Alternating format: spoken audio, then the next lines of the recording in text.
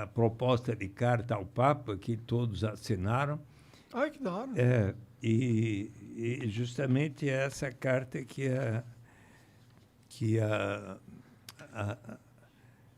eu fiquei um pouco triste, porque a Júlia me impediu de continuar a contar para vocês aqui a pouco. Pode contar, vereador. Agora eu posso contar, então. Se me deixa. Por favor. Tá jogando a galera contra a Júlia agora, tá vendo?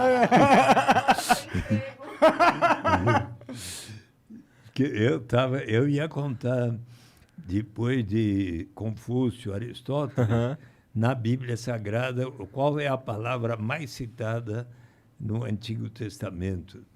É tzedakah, que em hebraico significa justiça social, justiça do povo judeu, como é do povo palestino. Então, no livro do Êxodo, de Davi, de Jacó, dos Provérbios, Deuteronômio, sempre está a palavra tzedakah. Não é à toa que o MST, Movimento dos Trabalhadores Rurais Sem Terra, muitas vezes começa os seus seminários pela leitura do livro do Êxodo, para lembrar da luta pela terra prometida, por justiça na sociedade, pela reforma agrária. No Novo Testamento, nos Atos dos Apóstolos, está que eles venderam todos os seus bens, passaram a viver em comunidade de tal maneira a prover a cada um de acordo com as suas necessidades. Nas parábolas de Jesus está que Jesus contou que o senhor da vinha contratou inúmeros trabalhadores ao longo da jornada, na primeira, na segunda, até a última hora do dia. Com cada um, combinou que ambos consideravam justo. Ao final do dia, começou o pagamento pelo último que ali chegara, e ao pagar ao primeiro, este lhe perguntou: mas o senhor está me pagando o mesmo que ao último que chegou? Eu trabalhei mais do que ele. Ora, você não percebe que eu estou lhe pagando o que ambos consideramos como justo, e o último que aqui chegou também precisa receber o necessário para o sustento da sua família? Se formos olhar a segunda epístola de São Paulo aos Coríntios, ele diz que todos nós deveremos sempre seguir o exemplo de Jesus, que, em sendo tão poderoso, resolveu se solidarizar e viver dentre os mais pobres, de tal maneira que, conforme está escrito, para que haja justiça, para que haja igualdade, toda aquela pessoa que tem uma safra abundante não tenha de mais, toda aquela pessoa que tem uma safra pequena não tenha de menos. Se formos ver o que pensam os seguidores de Maomé, do islamismo, dos 4 califas que escreveram o livro dos hadis, Omar, o segundo deles, ele diz que toda aquela pessoa que tem um grande patrimônio deve destinar uma parcela deste patrimônio aos que pouco ou nada têm. Se nós formos analisar o que pensa o budismo, Dalai Lama, numa ética para o novo milênio, observa que, se for para aceitar o consumo tão suntuoso dos mais ricos, nós precisamos antes assegurar a sobrevivência de toda a humanidade. Ou seja, isso é um pensamento Vem de antes longe. de Cristo, isso vem de muito longe. Eu posso continuar. Se formos um pouco mais adiante na história, se A Júlia deixar? a Júlia deixar. Pode, Júlia. Ficou mordido com a Júlia, tá vendo? Não demite a Júlia, hein, por causa disso. Ela é muito querida e formidável, assessora, e toma muito bem conta de mim, tudo bem. Então, se formos um pouco mais adiante na história,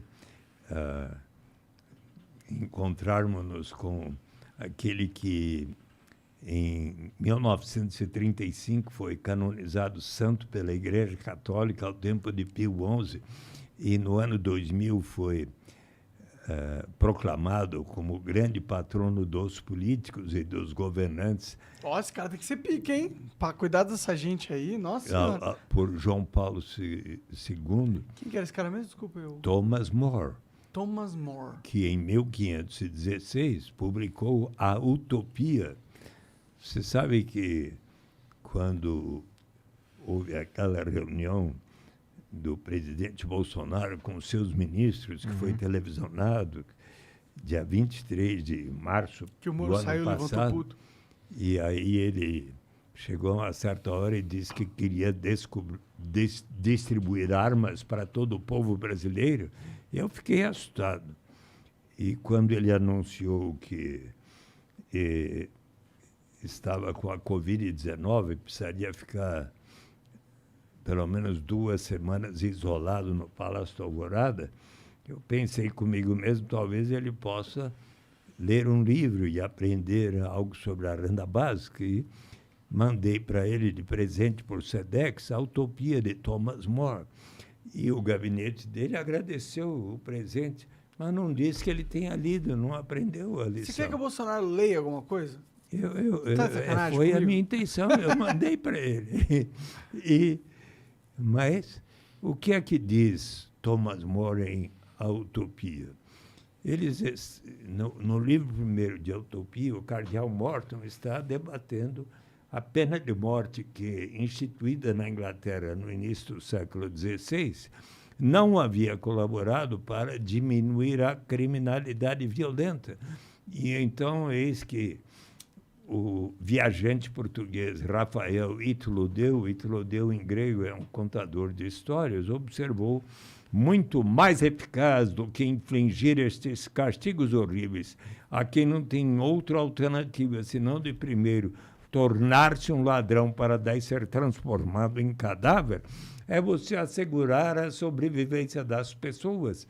E com base nesta reflexão, um amigo de Thomas More, chamado Juan Luís Vives, escreveu para o prefeito da cidade flamenga de Bruges, na Bélgica, um tratado de assistência aos pobres, onde pela primeira vez propõe a garantia de renda aos habitantes de Bruges. Por esta razão, Thomas More é considerado um dos maiores pensadores da história que bem fundamentaram a renda básica de cidadania. Mas podemos ir um pouco mais adiante na história e encontrar outro Thomas. Edson. Não é Desculpa, o Thomas Edison o próximo Thomas que veio na minha cabeça. que inventou a lâmpada, né? Mas o Thomas Paine, P-A-I-N-E, nascido em 1743 em Thetford, na Inglaterra, mais tarde tornou-se amigo de Benjamin Franklin, aquele que inventou o para-raios, inventou os óculos, antes só se usava monóculos. Ele inventou os óculos, Benjamin Franklin? Ele inventou os óculos. Caralho, pica. E ele persuadiu Thomas Paine a ir viver na América antes da independência, e para lá ele foi como um coletor de impostos e arguto observador de costumes e de valores, e começou a escrever ensaios que tiveram enorme impacto sobre a mente dos americanos. O presidente George Washington escreveu para um amigo que nenhum outro ensaio tivera tamanha influência sobre a mente dos americanos para proclamarem a sua independência quanto Common Sense, senso comum, que, publicado em janeiro de 1776, distribuído em número fantástico, na época 150 mil exemplares nas ruas da Filadélfia e das 13 colônias, fizeram com que 6 meses depois, em 4 de julho, os americanos proclamassem a sua independência. E eis que, uma vez proclamada a independência, Thomas Paine começou a se sentir perseguido por suas ideias tão ousadas e progressistas. E resolveu voltar para sua terra natal, na Inglaterra. Mas Que lá merda, né? Falei assim, não, vou proclamar a independência dessa porra aqui. Agora é o mundo novo. E caralho, o mundo novo não é tão novo assim. Eu tô sendo perseguido pelo que eu falo, fudeu. Vou voltar pelo mundo velho que eu tentei destruir. E daí, chegando na Inglaterra, o que aconteceu? Começaram a queimar os seus livros. Imagina este homem, Então ele se fudeu lá responsável também. pela perda da nossa principal colônia.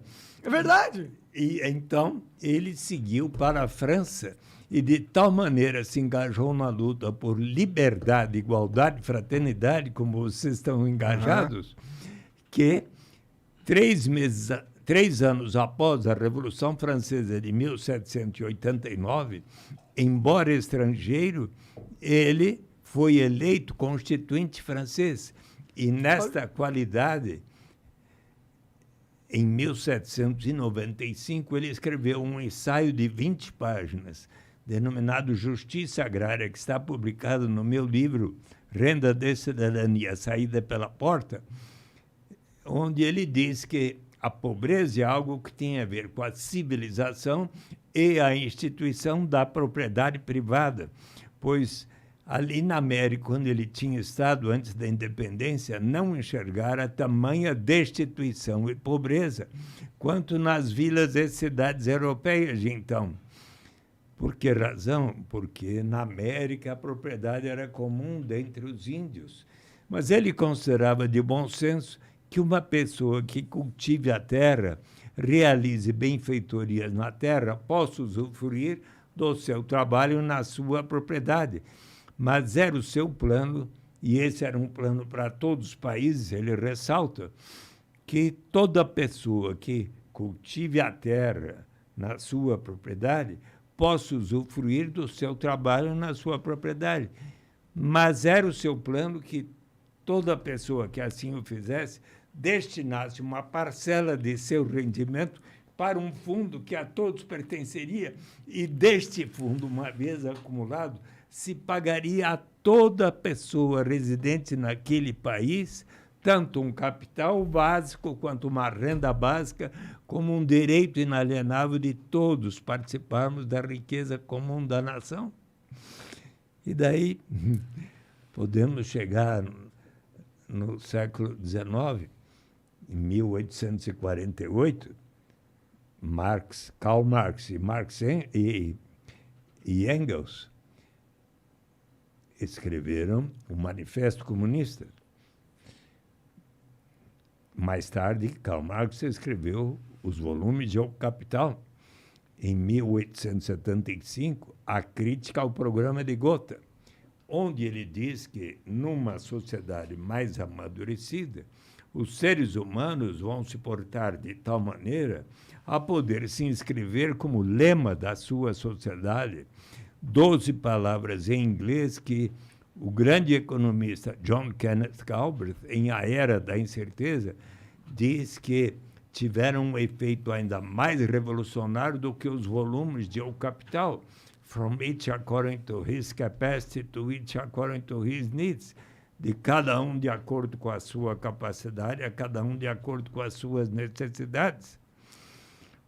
Sabe que certo dia eu fui convidado para fazer uma palestra para as comunidades eclesiais de base, lá na Conferência Nacional dos Bispos do Brasil, então presidida pelo saudoso Dom Luciano Mendes de Almeida.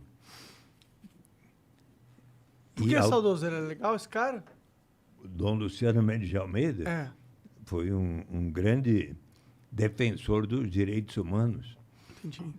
E quando eu fiz a palestra, como estou fazendo aqui, explicando tantos economistas e pensadores na história em defesa da renda básica, e quando terminei a palestra, ele falou: Eduardo, você não precisa citar o Karl Marx para defender a sua proposta, porque ela é muito melhor defendida por São Paulo na segunda epístola aos Coríntios. Eu não conhecia. Olha, aí eu lia essa epístola, achei tão bela. E agora sempre cito nas minhas palestras tanto São Paulo quanto Karl Marx. São Paulo que disse: todos nós deveremos sempre seguir o exemplo de Jesus, que, sendo tão poderoso, resolveu se solidarizar e viver dentre os mais pobres, de tal maneira que, conforme está escrito, para que haja justiça, para que haja igualdade, toda aquela pessoa que teve uma safra abundante não tem de mais, toda aquela pessoa que teve uma safra pequena não tem de menos. Seguimos um pouco mais adiante na história, chegamos ao século XX. Bertrand Russell, o grande filósofo que presidiu o Tribunal da Guerra do Vietnã, em 1918, escreveu Os Caminhos para a Liberdade, onde faz uma reflexão sobre o socialismo, o sindicalismo, o nazismo, o fascismo, e depois de examinar os diversos sistemas, chega à seguinte conclusão: o meu plano é exatamente esse. Cada pessoa deve ter o direito de receber o necessário para a sua sobrevivência, e daí para frente, cada um vai obter aquilo que conseguir por seu esforço, talento, criatividade, capacidade, mas a ninguém deve ser negado o mínimo para a sua sobrevivência. E daí, ao longo do século XX, Ava Lerner, Milton Friedman, Joseph Stiglitz, James Tobin, Paul Samuelson, John Kenneth Galbraith, são dezenas. E hoje... É uma ideia que permeia as diversas correntes políticas, as diversas correntes. Isso é interessante, isso é uma interessante. ideia, né? Quando a ideia está em todos os lugares, Diversas talvez essa ideia religiões, tenha um poder inclusive. ali, né? Então, Vamos já. os maiores grandes prêmios Nobel de Economia e da Paz, como Muhammad Yunus, Christopher Pissaridi, Desmond Tutu e